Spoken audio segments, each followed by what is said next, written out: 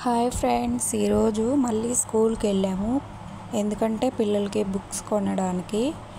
ఆ రోజు కొనలేదు, 2 రోజులు చూసుకుందామని చెప్పి కొన్నాము. పిల్లకి ఫస్ట్ క్లాస్ బుక్స్ అన్నమాట ఇవి. Telugu, Hindi, English 3 copy writing books, semester 1, semester 2 2 books and మిగతా నోట్ బుక్స్ ఒక 13 వరకు ఇచ్చారు.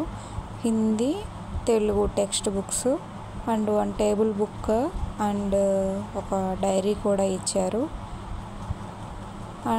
వెన్స్డే డ్రెస్సులు, సాక్స్లు, టై, బెల్ట్ అవి కూడా వాళ్ళ దగ్గరే కొనాలి. అమ్మాయికి టై, బెల్ట్ ఉన్నాయని చెప్పి సాక్స్ల వరకే కొన్నాను.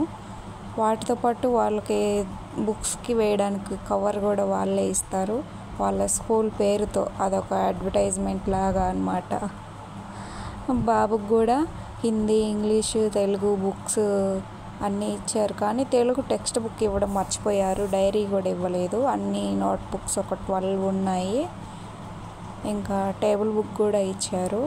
వాడికి మళ్ళీ టై, బెల్ట్, సాక్స్లు అన్నీ తీసుకున్నాను.